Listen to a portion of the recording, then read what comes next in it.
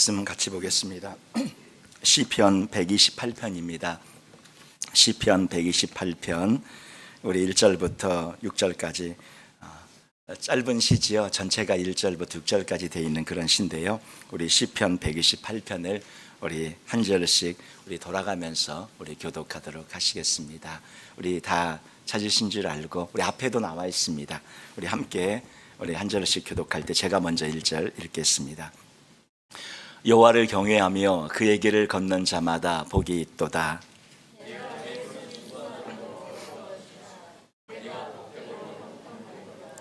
내 집 안방에 있는 내 아내는 결실한 포도나무 같으며 내 식탁에 둘러앉은 자식들은 어린 감람나무 같으리로다. 여호와께서 시온에서 내게 복을 주실지어다. 또는 평생에 예루살렘의 번영을 보며 내 자식의 자식을 볼지어다. 이스라엘에게 평강이 있을지로다. 아멘. 우리 5월이 가정의 달이어서 가정의 달을 맞아 첫째 주는 우리 자녀 주일로, 또 둘째 주는 마더스데이 주일로, 또 셋째 주는 부부 주일로 저희들이 말씀을 나누고, 우리 넷째 주일이 됐는데 가정을 위한 축복의 말씀을 저희들이 나누고 싶어서 오늘 또 이 말씀을 가지고 저희들이 은혜를 나누고자 합니다. 저희들이 가정이 하나님께서 이 땅에 창조해 주신 참으로 아름답고 귀하고 정말 소중한 것인데, 지금 이 시대의 가정들은 참 많은 아픔과 상처를 가정에서 겪고 가정에서 여러 가지 어려움을 겪는 것 같아요. 많은 카운셀링을 하거나 또 크리스찬 카운셀링도 있고 세상의 카운셀링도 있고 많은 것들이 있지만, 그들이 이제 가서 상담을 하면서 깊은 곳에 있는 상처를 끄집어내고 깊은 곳에 있는 아픔을 끄집어내서 이야기를 이렇게 할 때에 대부분 어디서 이야기가 많이 시작이 되냐면 다 가정의 이야기부터 그 아픔의 이야기와 상처와 슬픔이 많이 나옵니다. 물론 자라면서 뭐 친구들 사이에 여러 가지 괴롭힘도 당하고 여러 가지 이런 일도 있어서 그런 것도 있겠지만, 대부분의 많은 상처들이 가정에서 많이 그런 어려움들을 겪고 자라고 그게 평생의 한이 돼가지고 마음 아파서 슬퍼서 이렇게 사는 그런 사람들이 많이 있습니다. 우리들이 돌아보면 우리들 역시 그랬던 것 같아요. 우리 아버지 어머니가 우리에게 일부러 뭐 못하게 하려고 그랬겠습니까? 그런데도 지나다 보면 마음에 이렇게 많이 아픔이 남고 여러 가지 속상한 일들이 있잖아요. 다 묻어둔 것 뿐이지. 근데 우리 자녀들도 그런 것 같아요. 우리가 얼마나 잘해주려고 애를 썼습니까? 눈물로 키우고 눈물로 자녀들을 돌보는데 자녀들의 마음에는 아빠에게 받은 상처들이 있다고 그러고 엄마에게 받은 상처들이 있다고 그럽니다. 정말 최선을 다해 키웠는데도 그런 아픔과 상처들이 있다는 것들을 저희들이 보고 들으면 참 우리의 마음이 많이 힘들어요. 그런데 왜 이럴까? 왜 그럴까? 정말 우리는 최선을 다한다고 하는데 왜 자녀들은 그렇게 가정에서 아픔을 상처를 받고, 또 우리 역시도 마찬가지로 우리 아버지 어머니가 그 시대에 그 상황에서 어쩔 수 없이 그럴 수밖에 없었다는 거 다 이해가 되지만서도 여전히 우리 마음에는 아버지로부터 어머니로부터 받은 그 상처가 마음 한켠에 이렇게 있는 거예요. 왜 그럴까? 왜 하나님은 가정을 축복으로 만드셨는데 왜 이렇게 가정은 깨어지고 아픔이 많을까 하는 것을 생각해 보게 됩니다. 우리가 지난 시간에 창세기에 있는 말씀처럼 잉태하는 고통을 크게 더한 뒤에 여자에게 주신 그런 하와에게 내린 그런 죄의 결과, 죄의 대가로 말미암아 저주가 내려지면서 그 내려진 저주 중에 너는 남편을 사모하고 남편을 원하고, 그 뜻이 우리가 그냥 남편을 더 사랑하나 보다, 남편을 더 도움을 받기 위해 원하나 보다, 그런 뜻이 아니라고 말씀을 나눴었죠.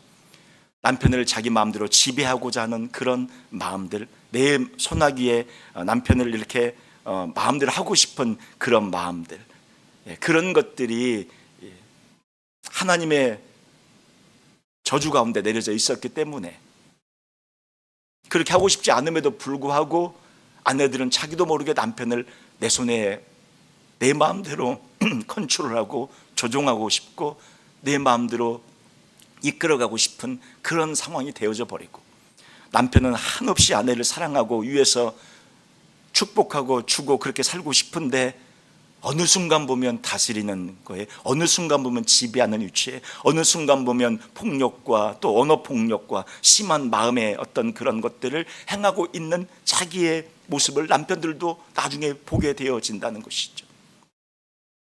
그래서 가장 아름답고 행복해야 될 이 가정들이 가장 슬프고 가장 마음 아픈 그러한 상처들이 벌어지고 상처들을 주고 상처들을 입히는 곳이 가정이 되어져 버린 이러한 현실을 저희들이 보게 되면서, 오늘 5월 가정의 달을 맞아 오늘 이 주일에도 다시 한번 가정의 말씀을 저희들이 돌아보면서 정말 복된 가정을 이루기를 원하고, 우리 모든 성도님들이 내가 복되고 형통하리로다 하신 이 말씀처럼 그러한 축복의 역사가 임하는 우리 모두가 되어지시길 바랍니다. 오늘 저희들이 말씀을 보면 주님께서 정말 복 있는 사람은 누구인가 라고 말씀합니다. 1절 말씀에 여호와를 경외하며 그의 길을 걷는 자마다 복이 있다고 말을 합니다. 우리는 복이라는 단어를 참으로 많이 씁니다. 제 기도에도 복이라는 단어가 수없이 들어갑니다. 그리고 우리 모든 분들도 기도할 때마다 주님 복을 달라는 그 복이 수없이 우리의 기도에 담겨져 있습니다. 기도할 때뿐만 아니라 사람들에게 축복하며 권면할 때도 복 받으시라고, 축복한다고, 당신 참 복 있는 그러한 분들이 되어지길 원하는데 복 받은 가정 되게 해달라고 그렇게 많은 말들을 하게 됩니다. 그런데 정말 성경이 말하는 복은 정말 무엇이고 어떤 것입니까? 저희가 오늘 읽은 말씀 중에 4절과 5절에 보면 여호와를 경외하는 자는 이같이 복을 얻으리로다, 여호와께서 시온에서 내게 복을 주실지어다 하는 이 복이라고 쓰여진 단어가 히브리어 원어가 바라크라는 단어입니다. 바라크라는 단어의 뜻은 물론 복이라는 의미가 있어요. 복 받는다는 의미가 있습니다.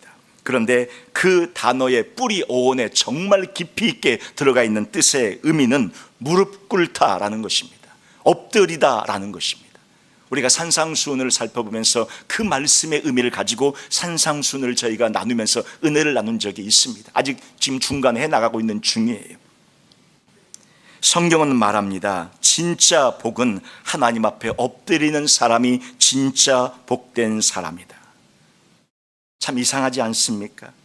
우리는 복을 세상에서 잘 되는 것으로, 높아지는 것으로 생각합니다. 그런데 성경은 복의 시작을 무릎 꿇는 것을 바로 복의 시작으로 생각하고 무릎 꿇음에서 복의 시작을 찾고 있고 말하고 있습니다. 세상은 말합니다. 높이 올라가라, 높이 올라가라. 그러나 하나님은 말씀합니다. 낮아지고 무릎 꿇는 자리로 가라. 내 앞에 무릎 꿇는 자가 정말 복이 있는 자니까 내 무릎을 내 앞에 꿇어라. 주님은 그렇게 말씀을 합니다. 그리고 시편 128편은 이렇게 말씀합니다. 하나님 앞에 무릎 꿇은 한 사람이, 무릎 꿇은 하나님 앞에 그 가장이, 아버지가 무릎 꿇은 하나님 앞에 그 어머니가 어떻게 가정을 살리고 그 가정을 축복으로 이끌고 자녀를 살리고 자녀를 은혜로 인도하는지를 말씀을 통해 보여주고 있습니다. 가정의 중심은 하나님 앞에 무릎 꿇는 한 사람입니다. 여호와를 경외하며 그의 길을 걷는 자마다 복이 있도다. 여기에 경외는 우리가 잘 압니다. 단순히 종교적인 어떤 그런 감정이 아니라 하나님을 하나님으로 인정하고 그 앞에 무릎 꿇는 것이 경외라는 것을 저희들은 누구나 다 압니다. 하나님을 하나님으로 인정하고 그 앞에 무릎 꿇는다는 것은 무슨 뜻입니까? 그것은 내가 내 인생의 주인이 아니고 내가 내 인생의 왕이 아니라 하나님이 내 인생의 주인이고 하나님이 내 인생의 왕입니다 하는 그런 고백이 있을 때 그 앞에 무릎 꿇게 되는 것 아니겠습니까? 그래서 경외라는 것은 나의 전적인 모든 인생과 생애, 나의 삶으로 하나님 앞에 무릎 꿇는 것을 바로 경외라고 하는 것입니다. 오늘날 많은 가정이 무너지는 이유는 무엇입니까?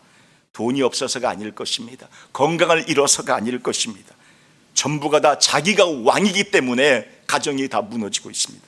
남편은 남편이 왕이고, 아내는 아내가 왕이고, 자녀들은 자기들이 왕이고, 그래서 왕들끼리 가정에서 싸움이 벌어지고 있기 때문에 이 가정이 그렇게 황폐하고 어려운 것입니다.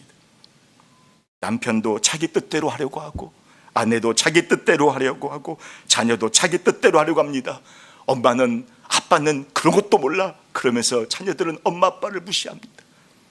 엄마 아빠가 그런 인생의 지혜를 배우고 인생의 경험을 배우고 수많은 실수를 통해 배웠던 하나님의 인도하심을 자녀들이 배워야 할 터인데, 그 몇 개 지식 모른다고 자녀들은 어머니 아버지를 무시합니다. 그러나 자녀들은 어머니 아버지가 가지고 있는 그 삶의 지혜를, 하나님으로부터 받은 그런 지혜를 배워야 하는데 그런 기회를 놓쳐버리는 것입니다. 자기가 왕이고 자기 뜻대로 살기 때문에 그렇습니다. 그래서 가정은 사랑의 공동체가 아니라 권력이 충돌하는 그런 자리로 전락해버렸습니다. 누가 가정에 권력을 쥐느냐, 이런 자리로 전락해버린 거죠. 오늘 하나님은 말씀합니다. 진정한 복은 하나님께 엎드리는 것이고, 가정이 하나님 앞에 엎드릴 때에 놀라운 축복과 은혜로 들어간다고 말씀합니다. 바라크라는 단어는 단순히 좋은 것을 받는다, 좋은 복을 받는다, 그런 의미가 아니라 하나님 앞에 무릎 꿇고 낮아지는 것을 말씀하고 있습니다. 성경은 반복해서 말합니다. 너무나 많이 말합니다. 교만은 멸망의 패망의 선봉이고, 하나님은 교만한 자를 대적하시고 겸손한 자에게 은혜를 베푸신다고, 주신다고 말씀합니다. 왜 그렇습니까? 인간의 근본적인 문제는 하나님처럼 되려가는 마음 때문에 그렇습니다. 교만하기 때문에 그렇습니다. 하나님과 비교 견주려고, 하나님보다 높아지려고 하기 때문에 그렇습니다. 내가 왕이 되려고 하기 때문에 그렇습니다. 내가 내 인생의 주인이 되려고 하기 때문에 그렇습니다. 그래서 무릎 꿇지 않는 것입니다. 에덴 동산에서도 무릎 꿇기를, 순종하기를, 복종하기를 거절했습니다. 내가 하나님처럼 되겠다, 네가 하나님처럼 된다, 따먹어라, 따먹어라, 하나님처럼 된다. 무릎 꿇기를 거절한 아담과 하와는 즉시로 타락하여 우리 모든 가정이 저주를 받고 우리 모두가 저주를 받는 지금에까지 오게 되어졌습니다.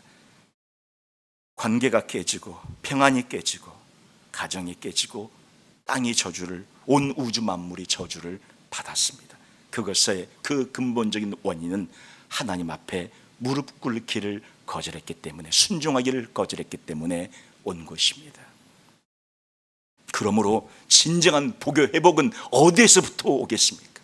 진정한 축복의 임함은 어디에서부터 오겠습니까? 다시 무릎 꿇을 때에, 다시 하나님 앞에 내어놓고 무릎 꿇고 엎드릴 때에 우리가 잃어버렸던 축복들이 우리에게 찾아오게 되는 줄로 믿습니다.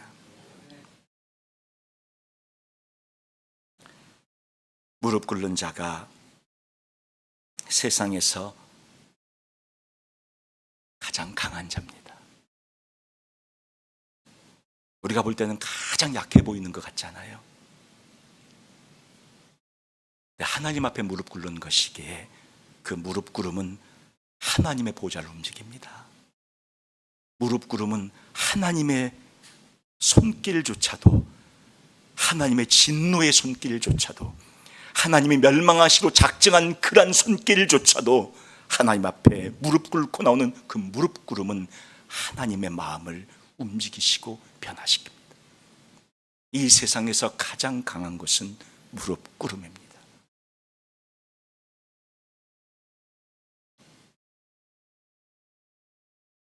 어머니 아버지가 무릎 꿇을 때에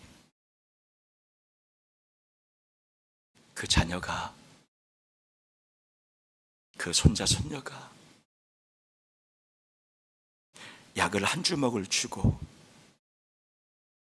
내가 먹어야지 하는 그 순간에 어머니의 무릎 꿇음과 아버지의 무릎 꿇음으로 자녀들이 그 약을 내려놓습니다. 또 약을 다음 날, 이튿날 한 주먹을 쥐고 내가 이걸 먹어야지 하고 있을 때에, 아버지가 무릎 꿇을 때에, 어머니가 무릎 꿇을 때에 자녀가 그 약을 떨어뜨립니다. 우리의 손자 손녀들이,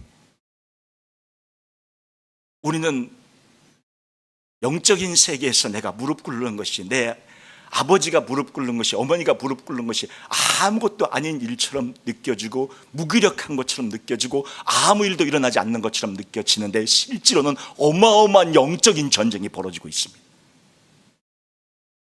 자녀들이 얘기를 안 할 뿐이에요. 손자손녀들이 얘기를 안 할 뿐이에요. 그리고 수없는 날이 지나갑니다. 그런데 나중에 어느 날에 자녀들이 30살, 40살, 50살이 되어져서 나중에 어머니,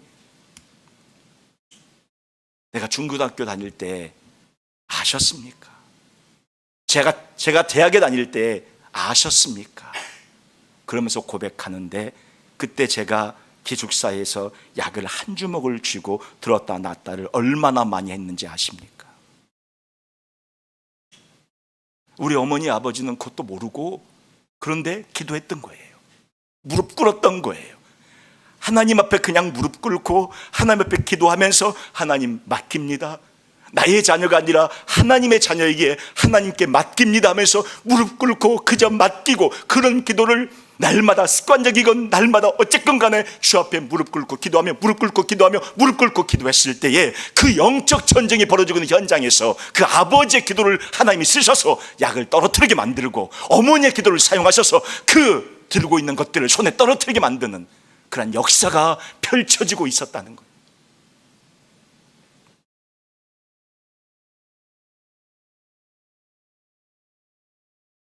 무릎 꿇을 때에 우리의 자녀들이 축복으로, 은혜로 살아가게 되는 줄로 믿습니다.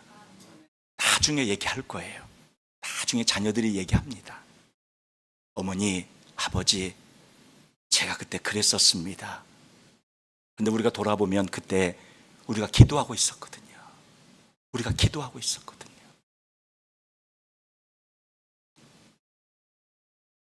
부족한 저희들의 기도를 하나님이 그렇게 쓰셨던 거예요. 얼마나 귀하게 쓰신지 몰라요.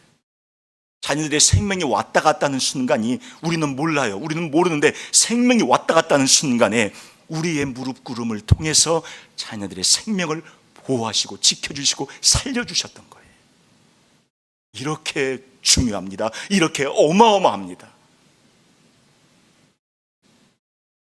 지금까지 주님 앞에 기도하면서 이게 무슨 의미가 있나, 이게 무슨 소용이 있나, 내가 이렇게 날마다 주 앞에 기도하는 게 무슨 소용이 있나 하셨던 우리 성도님들의 그 답답한 마음 가운데 오늘 이 말씀이 위로의 말씀이 되시고 축복의 말씀이 되시고 소망과 확신의 말씀이 되시길 주님의 이름으로 축원을 드립니다. 예수님께서 하나님 앞에 어떻게 하셨습니까? 그분이 완전하게 무릎 꿇으신 분이십니다. 겟세마네 동산에서 주님 이렇게 기도합니다. 내 원대로 마옵시고 아버지의 원대로, 아버지의 뜻대로 하옵소서. 이것이 바라크입니다. 완전한 무릎 꿇음을 보여주고 계신 분이 예수님입니다. 완전한 순종, 완전한 복종의 모습을 보여주고 있습니다. 십자가에서 자신을 내어주셨고 만왕의 왕, 만주의 주이신 하나님이신, 하나님의 아들이신 그분이 자신을 낮추시고 죽기까지 복종하시고 심지어 십자가에 매어 달리셨습니다. 십자가를 지시면서 온갖 모든 수모와 멸시를 다 받으시고 상에 찔리며 물과 피를 다 쏟으셨습니다. 채찍에 맞아서 온몸은 만신창이가 되었고 머리에는 가시관을 쓰셨습니다. 바라크가 어떤 것인가가 우리가 주님께서 보여주고 계신 것은 예수 그리스도의 모습을 통해서 바라크, 진정한 복이 무엇이냐, 무릎 꿇음이 무엇이냐를 보여주고 있습니다.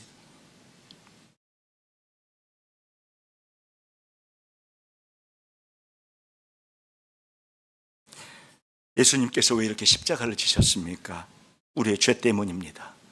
우리의 교만 때문입니다. 우리가 왕 되고 싶은 것 때문입니다. 내가 하나님처럼 되고 싶은 것 때문입니다. 무릎 꿇기를 거부한 그런 죄 때문에 예수님이 종이 되셨고 예수님이 무릎 꿇으셨고 예수님이 십자가에 못 박혀 죽으셨습니다. 그런 그를 하나님은 지극히 높이십니다. 그 전에도 높으신 분이었지만 지극히 높이셔서 모든 무릎을 예수의 이름 앞에 꿇게 하시는 그런 역사를 이루어 가십니다. 성경의 원리는 언제나 같습니다. 무릎 꿇으면 높아집니다. 낮아지면 높아집니다. 십자가 치면 영광의 자리에 주님께서 인도하십니다. 그러나 우리 모두는 때가 자꾸 왕이 되려 하기 때문에 무릎 꿇지 못하는 나의 모습을 보게 됩니다. 그래서 진정한 복된 가정의 시작은 좋은 성격도 아니고 많은 돈도 아니고 건강도 아니고 좋은 환경도 아니라 무릎 꿇는 것임을 말씀은 다시 한번 저에게 보여주고 있습니다. 그래서 하나님 앞에 무릎 꿇는 사람은 그의 삶과 생애와 일하는 것, 또 수고하는 것, 모든 직장과 사업터의 모습들도 달라집니다. 2절 말씀 보시면 네가 네 손이 수고한 대로 먹을 것이라 네가 복되고 형통하리로다. 하나님 앞에 엎드리는 사람도 일을 해 나가야만 살기 때문에 일을 합니다. 우리가 직장을 다닙니다. 사업터에서 비즈니스를 합니다. 땀 흘립니다. 수고합니다. 그러나 차이가 있습니다. 엎드리는 사람, 무릎 꿇는 사람은 그 일이, 그 비즈니스가, 그 사업터가 우상이 아니라 하나님을 섬기는 도구라는 것을 인식하고 인정하고 아는 사람인 것이죠. 세상은 일을 통해 자기 가치를 증명합니다. 일을 통해 자기의 능력을 증명합니다. 일을 통해 사업토를 통해 비즈니스를 통해 내가 얼마나 뛰어난 사람인가를 증명하는 그런 도구로 삼고자 합니다. 그래서 그것 때문에 무너지는 것이고 그것 때문에 가정이 무너집니다. 힘들고 어려웠을 때는 가정이 아름답고 화평했는데 그 가정에 물질이 차고 넘치고 명예가 차고 넘치고 부가 차고 넘치자 그 가정은 무너져버리는 가정들을 얼마나 많이 보게 됩니까? 성공 때문에 무너져버리고 관계가 깨지고. 그래서 일을 하고 수고하고 주 앞에 살아가지만 이것은 나의 가치를 증명하고 내가 왕이 되고자 하는 것이 아니라 하나님 앞에 무릎 꿇음으로 하나님의 이름과 영광을 드리는 그러한 것으로 삼고 나아가는 그런 삶을 살아가는 사람. 그래서 내가 내 손이 수고한 대로 먹는 축복의 역사, 내가 복되고 형통한 역사가 그 가정의 삶에 찾아오게 되는 것입니다. 그래서 일이 달라지는 것이죠. 탐욕이 아니라 감사로 일하고, 비교가 아니라 충성으로 일하고, 경쟁이 아니라 사명으로 일하고, 그럴 때 그 가정은 이 주의 은혜로 평안이 찾아오고 기쁨이 찾아오고 은혜가 그 가정에 임하게 되는 것입니다. 그리고 하나님 앞에 무릎 꿇는 사람은 그 배우자를 대하는 태도가 달라집니다. 3절에 보면 내 집 안방에 있는 내 아내는 결실한 포도나무 같으며 라고 합니다. 포도나무 자체가 생명을, 풍성함을 상징합니다. 젖과 꿀이 흐르는 땅, 가나안 땅에 들어갔다 나올 때 그들이 포도나무, 포도송이 가지를 가지고 왔어요. 얼마나 풍요로운지, 풍성한지, 얼마나 축복인지를 보여주는 그러한 증거로, 그러한 도구로 포도나무, 포도열매를 사용하는데 아내를 포도나무에 비유합니다. 하나님 앞에 엎드리는 남편은 아내를 지배하려고 하지 않습니다. 다스리려고 하지 않습니다. 아내를 사랑합니다. 그 사랑하는 것 때문에 자기 생명을 내어줄 정도로 아내를 사랑합니다. 왜냐하면 하나님 앞에 무릎 꿇는 사람에게 자기가 왕이 아님을 알고 있기 때문입니다. 이 가정의 왕이 내가 아니라 주님이신 걸 알고 있기 때문입니다. 말씀은 가정의 머리가 남편이고 아버지라는 것 분명히 말씀합니다. 그러나 그것을 강요하거나 주장하지 않습니다. 우리 아버지들의 실수가 무엇인가 하면, 우리 아버지들의 잘못이 무엇인가 하면, 남편의 실수와 잘못이 무엇인가 하면 그거를 강요한다는 데 있습니다. 말씀 읽어봐라. 아내들도 똑같이 얘기하죠. 너도 말씀 읽어봐라.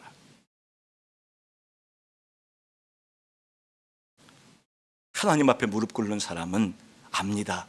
아, 내가 왕이 아니구나. 주님이 왕이구나. 내가 이 가정의 머리지만 진짜 머리는 주님이구나 하는 것을 알게 됩니다. 그래서 아내를 사랑으로 대합니다. 눈물로 대합니다. 얼마나 귀한지 내 곁에 있는 있는 것만으로도 너무너무 귀해서 그렇게 바라봅니다. 주님이 말씀합니다. 내 집 안방에 있는 내 아내는 결실한 포도나무 같이 너무너무 귀한 존재이고 아름다운 존재라고 말씀해 주고 있습니다.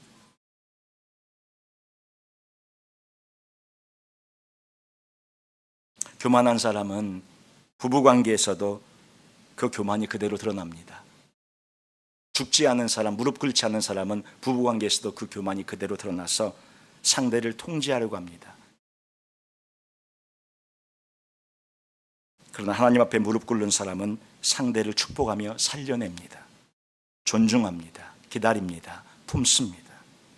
왜냐하면 자신도 하나님의 은혜로, 하나님의 용서하심으로, 하나님의 그러한 기다리심으로, 하나님의 품어주심으로 살고 있다는 것을 깨달았기 때문입니다.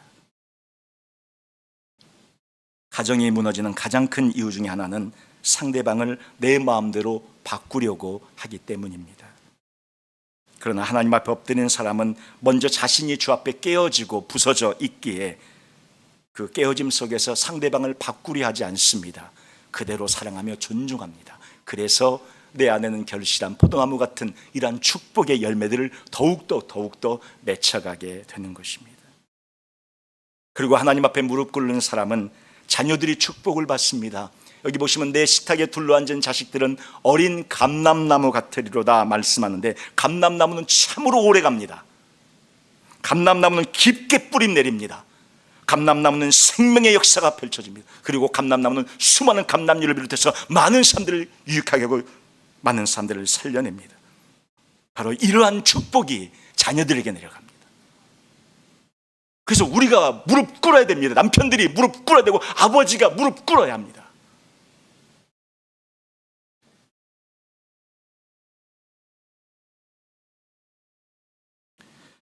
오늘 저희들이 이 말씀을 보면서, 그리고 하나님 앞에 무릎 꿇는 그러한 가정, 그러한 남편, 아버지가 있는 가정은 그 자녀에서 끝나는 것이 아니라 손자, 손녀들에게까지 영향을 미치게 됩니다. 우리 6절 말씀 보시면 한번 볼까요? 내 자식의 자식을 볼지어다 이스라엘에게 평강이 있을지로다. 이 시편 128편은 개인에서 개인으로 끝나지 않습니다. 한 기도하는 무릎 꿇는 사람에서 시작이 됐는데, 이것이 가정으로 나아가는데 아내로, 배우자로 나아가고, 그 다음에 그것이 자녀로 나아가고, 그리고 그것이 손자 세대로 이어지고, 나중에는 이스라엘이라고 하는 이스라엘 공동체, 더 큰 그런 공동체로 확장되어져 흘러갑니다. 왜 그렇습니까? 하나님 앞에 무릎 꿇는 그 한 사람이 자신을 바꾸고, 가정을 바꾸고, 자녀들을 바꾸고, 그 세대 전체를 바꾸기 때문입니다. 오늘 우리는 이 말씀을 저희들이 붙잡고, 오늘 어디에 무릎 꿇고 계십니까? 오늘 누구에나 어떤 것에나 우리는 다 무릎 꿇고 복종하며 순종하며 우상시하며 살고 있습니다. 사람은 반드시 무엇인가 앞에 무릎 꿇습니다. 무엇인가 앞에 약한 부분이 있습니다. 무엇인가 앞에 내려놓고 순종하고 살아가는 그런 부분이 있습니다.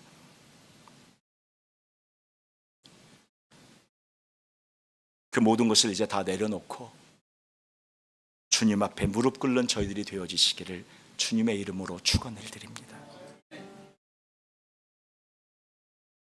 마지막으로 이제 정말 기도하기를 원하는데,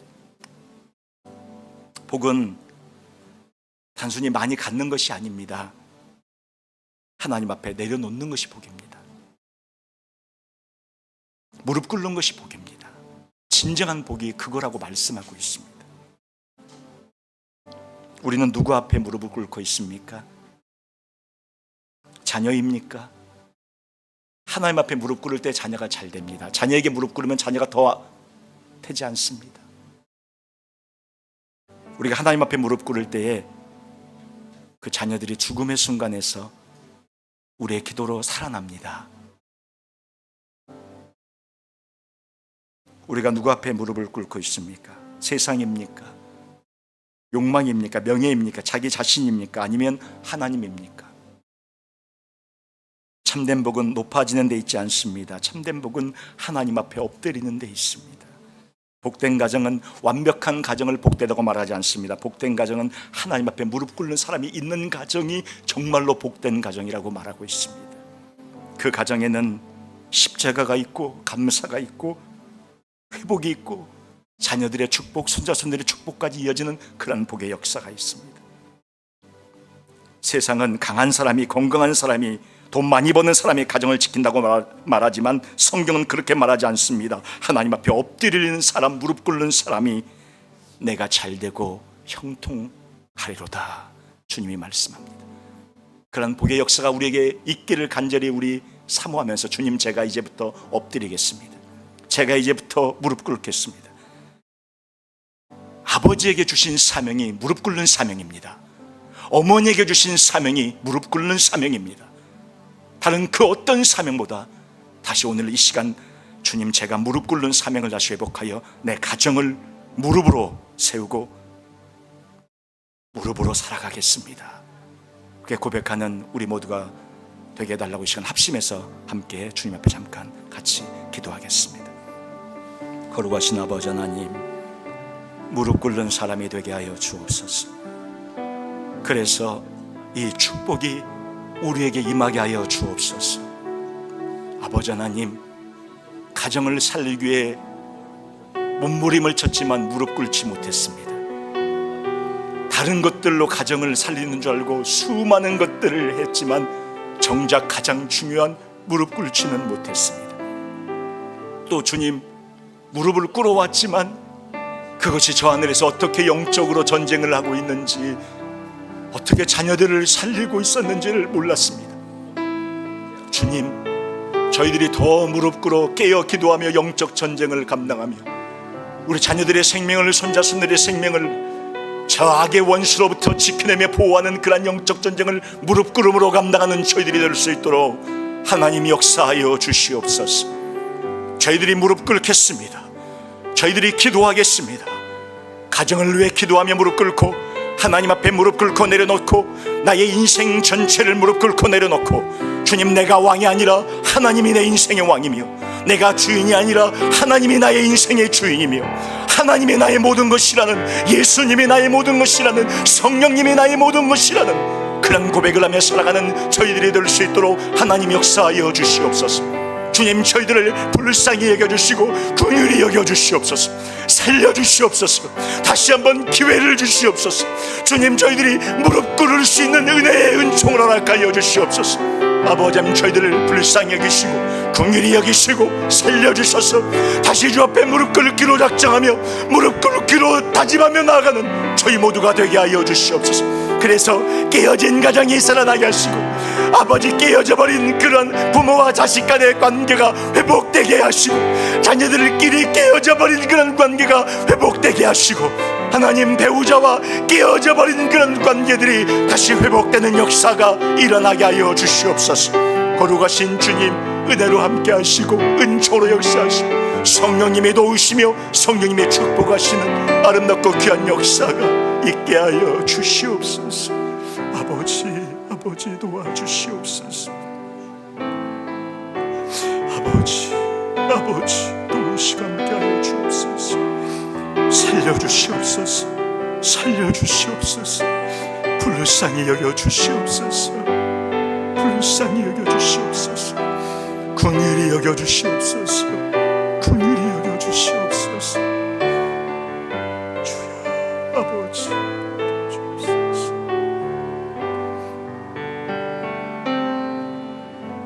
사랑의 하나님, 은혜를 감사합니다. 무릎 꿇는 저희들을 되게 하여 주옵소서.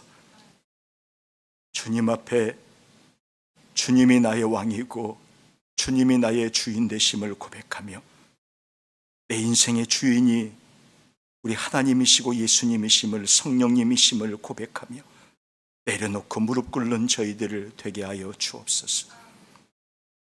주님, 우리의 무릎 꿇음으로 우리 자신이 주 앞에 축복을 받고 복을 받고, 우리 배우자가 복을 받고 자녀들이 복을 받는 그 죽음과 생명의 위기 가운데서도 주님의 그러한 은혜로 살아나는 축복의 역사가 있는 그러한 은총의 역사가 있게 하여 주옵소서.